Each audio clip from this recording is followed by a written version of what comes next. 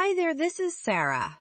I'm planning a trip from Los Angeles to New York and was hoping you could guide me on the various transportation options available. Peace, Sarah. Absolutely. Michelle and I am happy to help you. There are three primary modes of flights, trains, and buses.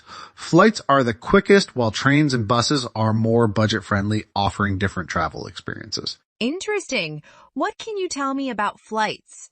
Are there specific times that are more cost-effective? Certainly. There are several daily flights from LAX to JFK.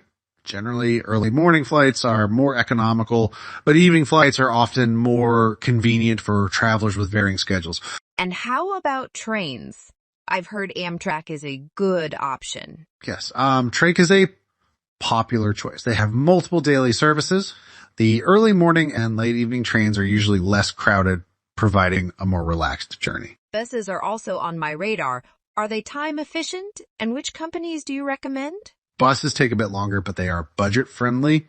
Greyhound and Megabus have multiple departures throughout the day, offering flexibility. Consider your schedule when choosing. What about the cost of flights? Any average figures I should be aware of? Flight fares can vary.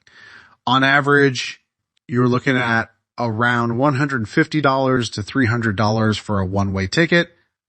Prices depend on the airline and how far in advance you make your reservation. And train fares? Train fares typically range from $80 to $150.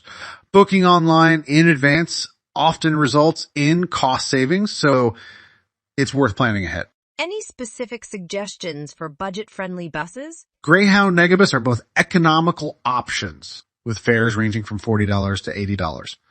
Booking online ahead of time is advisable to secure the best rates. One more thing. What's the weather like in New York right now? Since it's winter, be prepared for cold temperatures. Make sure to pack accordingly and keep an eye on the weather forecast closer to your travel date for any unexpected changes. Thanks for the detailed information, Michael.